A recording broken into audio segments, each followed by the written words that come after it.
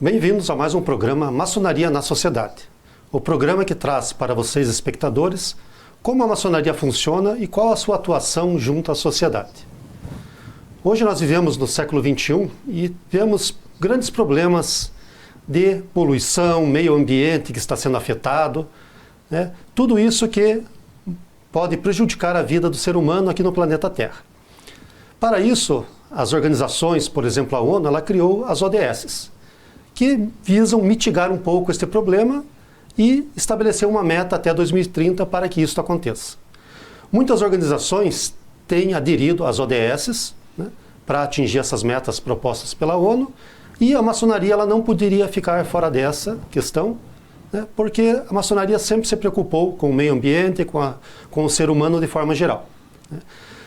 Então, dentro da maçonaria, nós criamos uma secretaria de ESG e ODS, e para conversar conosco hoje, eu trouxe aqui o nosso irmão Daniel Point, que é o grande secretário para Relações Públicas da ODS e ESG, correto, Daniel? Isso, muito obrigado pelo convite, parabéns pelo programa, é um programa muito interessante, eu estive vendo algumas edições e acho uma iniciativa a ser aplaudida, essa de trazer um programa que mostra como a maçonaria contribui para a melhoria da sociedade, que é um dos propósitos da maçonaria, né? Sempre foi, né? Quando instituiu-se lá em 1700, era esse o objetivo, né? A evolução do ser humano e, com isso, evoluir a sociedade. Perfeitamente. Então, você podia começar explicando para nós o que é o tal do ESG, que é a sigla da tua gestão. Então, primeiro explicar um pouco como é a estrutura da maçonaria. Então, é uma estrutura relativamente simples, do ponto de vista organizacional. Nós temos um grão-mestre, que é o nosso líder estadual, o grão-mestre estadual. E o grão-mestre, ele, quando assume, que foi o caso do atual grão-mestre, o irmão Paulo Socha, ele monta uma equipe de pessoas para contribuir em diferentes áreas, como se fosse um ministério ou uma secretaria, né? Assemelha-se a isso. E então foi criada nessa mudança de gestão a Secretaria de Políticas ESG, que engloba as questões do compromisso com a Agenda 2030 e os Objetivos de Desenvolvimento do Sustentável, que são os ODS, né? E também o incentivo às práticas ligadas à ESG, que é Ecologia, Sociedade e Governança. Que é o que quer dizer a sigla, né? Isso, ESG. que é do inglês para o português. Uma analogia da sigla, porque no inglês original lá é de environment, que é ambiente, né? Exato. Mas a ecologia é maior que o ambiente é parte da ecologia. Então eu entendo que até a aplicação do termo ecologia para designação é mais adequado e passa a significar melhor o que vem a ser essas três letras, né? Qual é o significado dessas três letras, que são pilares de uma sociedade melhor, mais próspera, mais harmoniosa e mais sustentável. E dentro dessas políticas aí você gerencia então alguns projetos. Por exemplo, eu sei que nós temos lá dentro do GOB o projeto Papel Zero. Esse projeto ele faz parte das ODS, faz parte do OSG? Ele faz parte das ODS, é um dos compromissos sustentáveis que o GOB assumiu, foi um dos primeiros, inclusive, muito bem lembrado. Tem estado nos nossos relatórios anuais que são submetidos ao CDE e a OCDE é o agente da ONU que faz a auditoria dessas iniciativas, mas esse é apenas um dos muitos projetos, e esse é um projeto específico da organização, é um projeto interno da organização maçônica, né, do Grande Oriente do Brasil aqui no Paraná. Mas nós temos os projetos que são desenvolvidos pelas lojas, as iniciativas, as ações que são tomadas pelas lojas maçônicas, e pelos familiares dos maçons que formam algumas instituições que nós chamamos de paramaçônicas, que são ligadas à estrutura maçônica, mas não praticam o ritualismo maçom. Sim. A gente já trouxe aqui o Hugo, que cuida das paramaçônicas. Isso. Ele explicou o funcionamento de cada paramaçônica, fraternidade feminina, Demolês, arco-íris, ação paramaçônica juvenil. E cada uma dessas tem uma ou mais ações voltadas para o ESG. Né? E além delas, as lojas também, com os irmãos que se agregam e também tomam iniciativas. Então é um conjunto de contribuições diretas para a sociedade de diversas formas, né? Então tem as iniciativas, por exemplo, de cunho ambiental, programa de plantio de mudas, de árvores, né? De recuperação de territórios, recuperação de solo, revitalização de rio, né? Nós temos 2 programas interessantes aí, desenvolvidos por lojas de forma independente e que são muito bem sucedidos. Programas culturais, como, por exemplo, formação de coral, capacitação musical para jovens, principalmente jovens de comunidades carentes. Há vários programas, né? Um, inclusive, no litoral, muito bem sucedido, já bastante antigo, outro na Grande Curitiba, também bastante, que tem muita repercussão, né? Com as crianças, inclusive, já viajaram para o exterior para se apresentar, só para citar alguns exemplos, né? Temos programas de cunho educativo, né? Tivemos aí aquela escola de informática para jovens carentes que está sendo reativado agora com os cursos de lógica para a comunidade, né? Voltado a preparar as pessoas para terem um pouco mais de domínio sobre as tecnologias.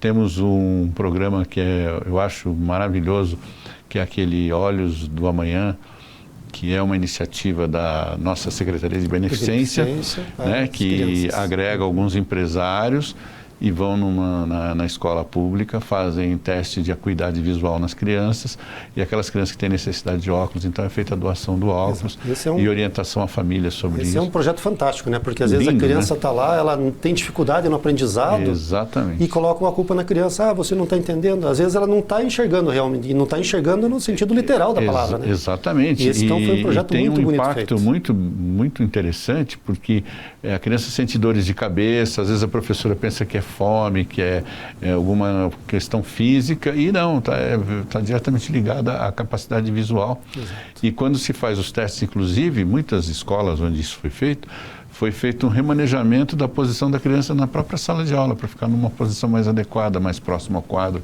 mais próximo ao professor, ou mais próximo à janela. Alguma coisa mais simples, de imediato, que possa resolver um paliativo de imediato. Exatamente. Né? Então, isso é uma das muitas iniciativas da maçonaria, né? Encontros para discutir as questões políticas, né?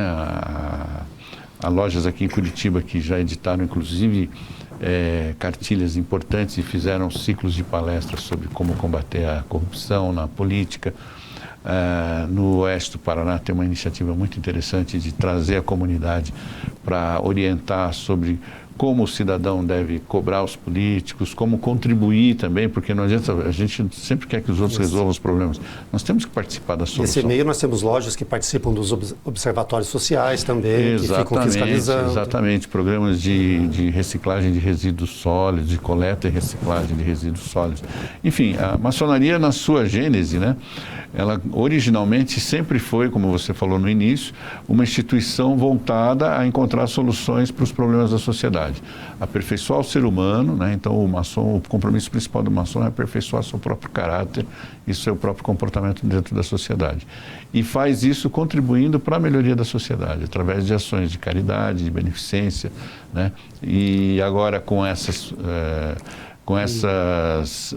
programas globais de estímulo, tanto a sustentabilidade através da Agenda 2030 e os ODS, como de governança através das políticas da ESG, a maçonaria encontra então assim, um apoio institucional global que acaba estimulando ainda mais as nossas ações. Nós temos que a maçonaria aqui do COB Paraná foi a primeira a aderir às ODS, correto? Isso, essa é uma boa Hoje lembrança. já devemos ter outras potências que já aderiram também, correto? Eu não sei te enumerar quantas e nem quais são, mas sei que algumas outras instituições maçônicas aderiram, né, se tornaram signatárias da Agenda 2030. Isso. E quando o GOB assinou e foi signatário? Então, o GOB Paraná foi a primeira instituição maçônica no mundo. Sabe mais ou menos quando? Foi no ano de 2019, né? Houve com uma entrada da gestão do nosso grão-mestre... Luiz Mário Luqueta, hein? Isso, Luiz Mário Luqueta, né? Nosso grão-mestre de honra, que foi assumido esse compromisso, né? A assinatura fomos signatários, então, do Pacto Global, que é a Agenda 2030. Até podemos convidar para trazer aqui também, que ele tem muito a trazer, muito a contribuir para nós. Com certeza. Será uma grande aprendizagem para todo o teu público aqui, para todo o público maçônico. Mas a pergunta que eu quis dizer, que eu quis enfatizar, a data, por quê? GOB Paraná aderiu em 2019. Isso. Mas a gente tem que deixar claro que todos esses processos a maçonaria já fazia, o GOB Paraná já fazia. Exatamente. Isso aí foi só uma questão de colocar no papel e fazer relatórios para mostrar que está sendo feito. Exatamente, e termos o apoio institucional, porque antes nós fazíamos isso e não tínhamos oportunidade de divulgar. Né? A maçonaria, inclusive, foi muito discriminada, né? Os maçons, em muitos lugares, foram perseguidos, em alguns governos, em alguns períodos da humanidade. E essa atividade, essa tarefa, né? Você vê grandes hospitais feitos pelo mundo, inclusive no Brasil, por maçons, né? Pela mobilização de alguns maçons que, unidos em loja, puderam contribuir ou doar o seu tempo, o seu dinheiro, o seu trabalho para constituir recursos para a sociedade. E isso não tinha âmbito local, não tinha assim, um espaço na mídia que se pudesse divulgar. Hoje tem, por exemplo, um programa como o teu, e além disso, mesmo na mídia aberta, nós encontramos muitas vezes oportunidade de poder divulgar. Né? Recentemente eu tive na TV Bandeirantes falando sobre essa questão. Estive em São Paulo, na Band de São Paulo também, conversando sobre isso e apresentando os trabalhos que nós temos. E mostrando qual a importância da secretaria, que foi uma parte da sua pergunta no começo, né? Que a secretaria em si, ela não toma iniciativa de nenhum projeto. Podemos até tomar, mas o nosso principal trabalho é justamente coordenar essas ações, identificar as ações que são feitas nas várias lojas. Uma vez identificadas, verificar quais aquelas que são complementares, que possam se alimentar do conhecimento uma da outra, exatamente, unir esforços para potencializar o resultado, ter um impacto ainda mais positivo, contemplar um número maior de cidadãos, né? E também divulgar as ações, porque há muitas ações, como algumas que nós citamos aqui, que podem ser inspiração para outras lojas, para outros grupos dentro da própria maçonaria. Porque as lojas têm a sua soberania, né? Então, nosso trabalho lá, em momento algum, quer colocar isso em discussão e muito menos interferir nas lojas. Então, as lojas têm a liberdade de tomar as iniciativas. Mas tem lojas que muitas vezes os irmãos querem tomar iniciativa, ou as cunhadas, né, querem tomar algumas iniciativas, e falta ideia, ou falta projeto, ou não conseguem identificar a oportunidade na comunidade em que estão. E vocês fornecem esse apoio. O nosso trabalho lá tem sido justamente oferecer esse apoio. Então eu vou deixar aqui um convite para você, para você levar para as lojas, né? Okay. Eu também vou fazer isso. Vamos levar para as lojas, para as fraternidades, para a Ação Paramaçônica Juvenil, para os Demolei e para as Arco-Íris. Então, dentro da Uninter, nós temos um projeto chamado Top Inovação. Muito bom. O que é esse Top Inovação? Alguém da comunidade, num projeto como você falou, que está doando o seu tempo e fazendo algo para a comunidade ao redor, ou para o Brasil, para o mundo inteiro, seja qual for o projeto colaborativo que ela esteja fazendo. Então ela se inscreve nesse projeto e no decorrer do semestre, alguns professores vão avaliar, vai ter uma banca online, como estamos fazendo aqui, e vamos identificar os melhores projetos em várias áreas da categoria, agronegócio, educação, engenharias, né? Serviço social, saúde, etc. Serviço social é o que mais tem, e é o que seria, né? Provavelmente os principais caberiam aqui no serviço social. E a gente premia o primeiro de cada área e um vencedor geral. Então, deixo o convite para você levar para as fraternidades, para as lojas, que se inscrevam nesse projeto nosso. Ótimo, compromisso assumido. Dia 10 de junho abrem as inscrições, eu lhe aviso quando abrirem, né? Para a gente motivar esse pessoal. E seria realmente isso, né? Mais uma motivação pelo que eles estão fazendo, uma forma de reconhecer esse trabalho, esse voluntariado que é feito. Ótimo, muito obrigado e parabéns pela iniciativa, né? Eu vejo isso como um incentivo adicional, não só para o nosso trabalho, mas para todos os irmãos e cunhadas maçons também tirarem seus projetos da gaveta ou procurarem incrementar ainda mais suas ações para participarem. Exato. E mesmo que não sejam premiados com o primeiro lugar, o fato de tomar uma iniciativa, o resultado positivo que você gera, né, o impacto que você gera na sociedade já é um grande prêmio. Só a influência que ela pode causar para outro grupo, outras pessoas que podem, opa, isso é legal, vamos fazer também, né? Exatamente. Já é o que a gente espera. Muito bom, isso mesmo. E aproveitando isso, que é o que a gente espera, dentro lá da maçonaria ou mesmo fora, você pensa que, ou você vê que existem pessoas que são contra ou acham que isso não dá certo? Olha, sabe que sempre há oposição para tudo, né? Unanimidade para qualquer tema sempre é muito difícil. No começo, porque assim, como é que nasceu essa secretaria?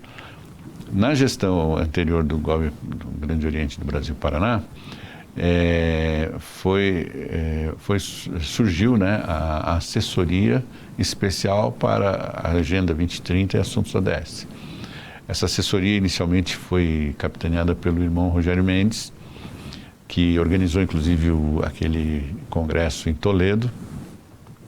Logo em seguida ele precisou se afastar por outras razões e o nosso então grão-mestre, que hoje é o nosso grão-mestre de honra, o irmão Luqueta, me convidou para cuidar dessa assessoria, que era mais ou menos esse mesmo trabalho, com um foco nos Objetivos de Desenvolvimento Sustentável.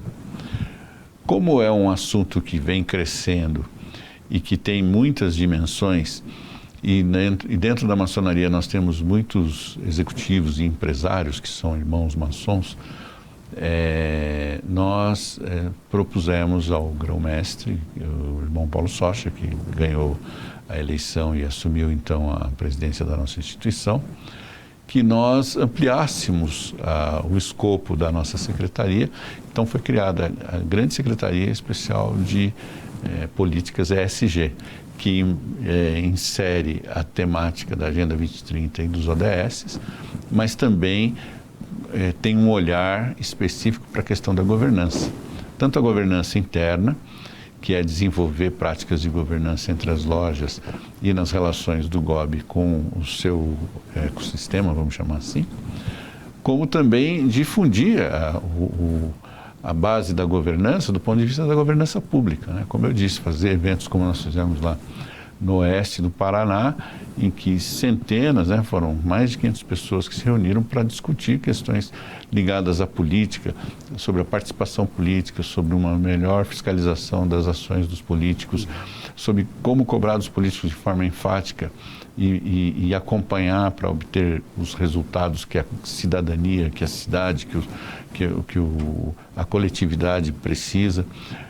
Então essas questões muitas vezes esbarram na oposição de algumas pessoas que acham que mas isso aí é coisa de político de esquerda e não sei o quê, e fazem algumas ilações. Não tem o que fazer da vida.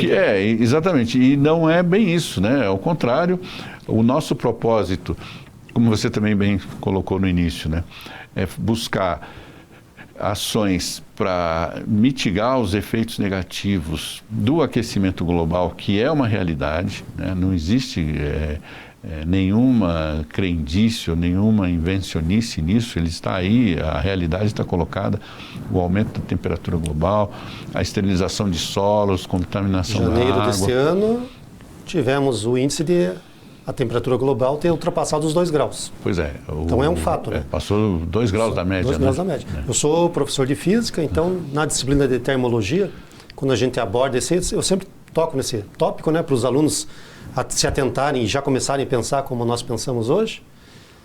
E tem um gráfico lá que eu coloco as medidas do aquecimento da temperatura global desde 1940 até os dias de hoje.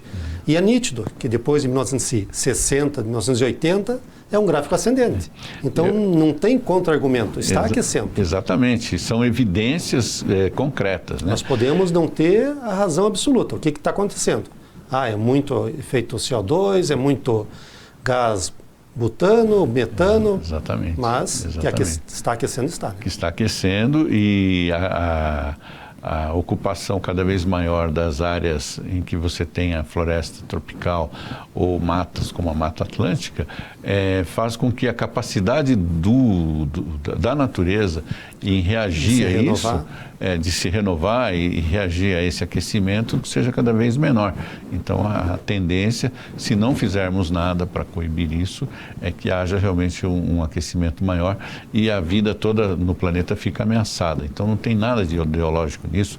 O ESG, inclusive, eu gosto de frisar, eu faço até uma ironiazinha, né? Eu digo assim, as grandes corporações mundiais, os maiores fundos de investimento se reuniram para avaliar os efeitos e os riscos do impacto ambiental para a economia do mundo e para a manutenção da sociedade. É lógico, quem tem empresa, quem tem fundo de investimento, são pessoas muito poderosas e que só faz sentido elas manterem esse poder se houver mercado para vender seus produtos e serviços, né?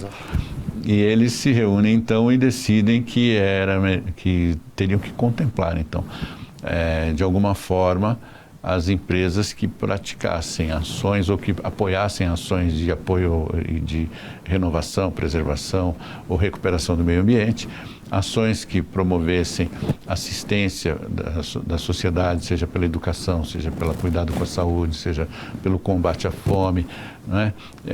E assistências e ações de governança, que é legitimar os negócios, cumprir as leis, cumprir as regras, respeitar os seus stakeholders, né? Tanto as empresas, por exemplo, pagarem corretamente seus fornecedores, terem uma relação amigável com seus clientes, uma relação honesta com os produtos para a sociedade, buscar produtos mais inovadores, mais sustentáveis, reaproveitar ao máximo possível os recursos pela reciclagem, enfim, uma série de questões.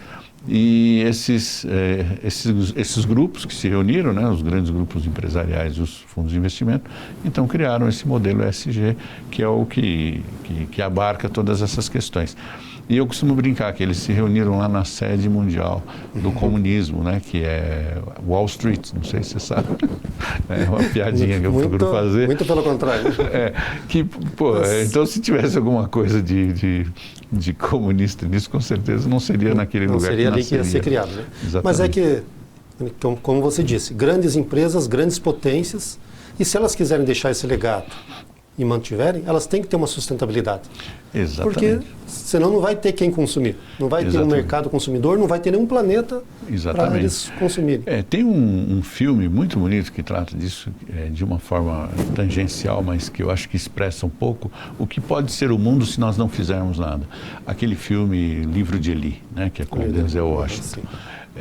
Que você vê o mundo totalmente destruído, né? Poucas pessoas sobraram ali vivendo de forma extremamente precária, com escassez absoluta de recursos.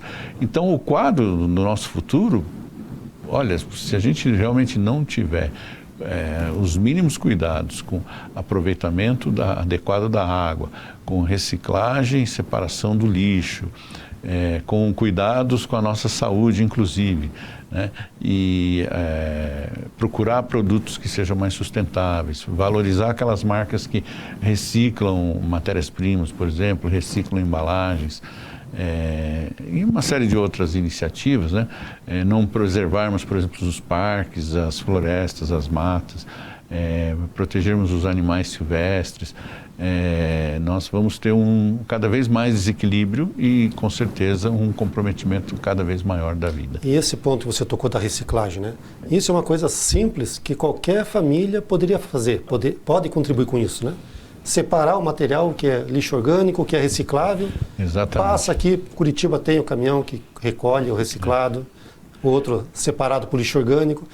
Se começasse na base, acredito que já faria muita diferença, né? Então, até você tocar nisso é importante, porque nós temos aí muitos municípios, aqui no Paraná, inclusive alguns, que estão em fase de rever seus planos diretores, né? Essa é uma área extremamente sensível, precisa ser prestigiada, valorizada na hora de revisão dos seus planos diretores, porque, como você falou, é simples de separar. Recentemente eu tive contato com o pessoal da Alemanha e lá eles são 7 diferentes recipientes para receber o lixo. E você não vê ninguém colocando o papelzinho usado nos recipientes do plástico ou, sei lá, um produto metálico qualquer lá que não tem utilidade ou oxidou e tal. Ninguém coloca no de plástico, é no de metal. Ninguém joga uma bateria no lixo orgânico. Exatamente, o que é lixo eletrônico, exatamente, são altamente contaminantes. O lixo eletrônico é colocado no lixo eletrônico. Então, assim, há uma disciplina da população em torno disso. No Brasil, aqui em Curitiba, nós fomos protagonistas de uma das iniciativas mais bem-sucedidas, né? Lá nos anos 90, a Família Folha. Tal. que até tem sido reeditada, mas não tem tido a mesma ênfase do passado. Penso que é um programa fabuloso, que a prefeitura, até na próxima gestão aí, eu espero que haja uma dedicação maior a essa temática e também de educar as famílias, através das crianças, para separar o lixo, que foi assim, né? Meus filhos, quando eram pequenos, eles vigiavam a gente em casa se a gente não estava jogando lixo no pote errado, né? Então, eu acho que essas iniciativas têm todo o mérito e devem ser valorizadas, sem dúvida. Como você falou, né? Eu era criança e por quê? Naquela década de 80, final da década de 70, no colégio incutia isso na gente, né? Então, a professora falava, vinha lá, ó, vamos aprender a separar o lixo, porque isso é importante, né, para a nossa sociedade, importante para a ecologia do mundo. E isso a gente era pequenininho, tinha muito mais floresta, muito tudo. Então os problemas ainda não eram tão graves como são hoje, né? 30 anos depois. E até me perguntam às vezes assim, se eu realmente acredito que é possível reverter. Eu acredito que é possível reverter. É uma questão muito ligada ao comportamento das pessoas, à dedicação de cada um de nós a cumprirmos essas regras de sustentabilidade, não só do ponto de vista do ambiente ou do lixo, né? Mas no sentido amplo, a sustentabilidade social, que é tratar bem as pessoas, valorizar o trabalho das pessoas, né? Dentro de um condomínio ter ações civilizatórias, né? E não predatórias, como a gente vê muito na comunidade, na cidade. Então, tudo isso contribui. E é possível reverter. E até eu acho assim, é uma questão de educação, de termos campanhas permanentes, de reeducarmos os nossos hábitos. Eu falava com você, eu acho que com mais um amigo nosso esses dias, que se nós três sentássemos num restaurante há 30 anos atrás, a primeira coisa que o garçom faria era colocar um cinzeiro em cima da mesa, né? Então, e hoje não acontece mais isso, né? Nem estaríamos fazendo entrevista aqui fumando. Exatamente, nem se fuma em restaurante, nem nada. Então, você vê, houve todo um trabalho de aprendizagem, né? E de abrir mão de um hábito, né? Que a sociedade tinha, e criar hábitos novos. Né? Somos de uma época em que professor da universidade ou mesmo do ensino médio fumava em sala de aula. Exatamente. E a maioria dos nossos colegas fumavam. Nós que não fumávamos eram exceções. Exatamente. Hoje eu entro numa sala de aula para dar aula, se eu fazer uma enquete lá, tem 30 pessoas, quantos fumam? Se um ou dois erguer a mão, é muito. É muito, exatamente. Então, foi uma mudança. Foi uma mudança. E essa mudança veio... Um hábito saudável e esperamos que mudem outras também. Então, e essa mudança veio por quê? Porque houve campanhas, houve uma série de movimentos que fez com que as pessoas fossem aprendendo e deixassem, abrissem mão daquele hábito. Eu computo que a questão de separar lixo, por exemplo, ela tem um peso semelhante. Faz mal para a saúde você misturar o lixo, faz mal para a saúde você deixar, assim como nós temos agora, por exemplo, deixar recipientes com água parada, né? É um risco. Então, o lixo não separado tem um risco semelhante, né? Ele não é tão objetivo como um mosquito que vai picar na mesma semana, mas daqui 1 ano, 2 anos, ele vai estar impactando a sua vida de alguma maneira. Vai estar contaminando a água com chumbo, com lítio. Além do que reciclar também torna os produtos potencialmente um pouco mais baratos, né?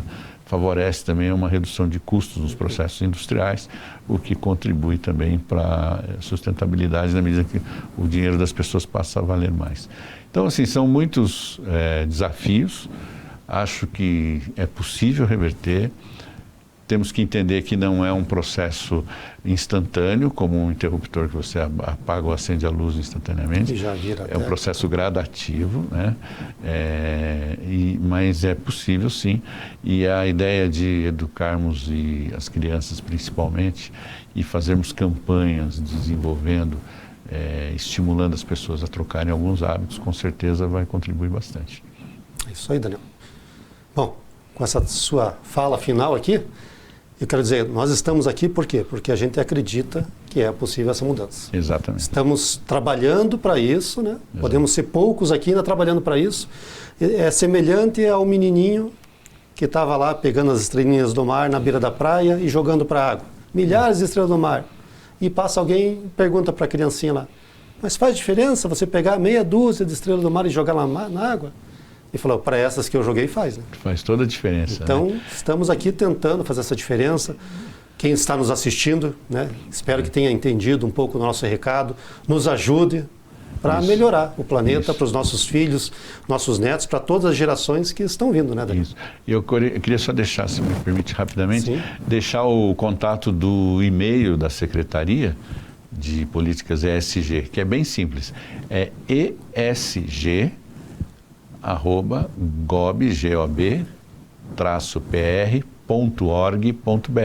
Então esse é o e-mail da Secretaria de Políticas ESG, para quem precisar de dicas, sugestões, alguma literatura para entender melhor, ou vídeos, né? A gente pode prover alguns links dentro do próprio portal da TV Gob, tem vários materiais a respeito, palestras lá que nós já fizemos em outros âmbitos dentro da própria maçonaria ou fora a respeito do assunto e, enfim, ficar totalmente à disposição. Quem for do Gob pode acessar pelo próprio portal de Educação Continuada, exato, material está lá dentro. Tem material lá também, exatamente. E bem quem lembrado. não for do Gob, manda e-mail para você e você encaminha o material que exato. E as lojas importante para todos. As lojas que quiserem, de repente, uma apresentação, uma palestra para o seu público ali, para os irmãos, para as cunhadas, para os sobrinhos, nós também podemos programar uma participação e será sempre um prazer poder colaborar com os irmãos e continuar defendendo essas bandeiras. Perfeito. Daniel, mais uma vez, muito obrigado pelo convite. Né? Eu que agradeço. A gente poder transmitir esse recado para a nossa sociedade, para junto trabalharmos e transformar o mundo num mundo melhor. Legal. Muito Parabéns obrigado. ao Grupo Ninter e a você pelo programa, Álvaro. Obrigado. Obrigado. Um abraço a todos. Até nosso próximo programa.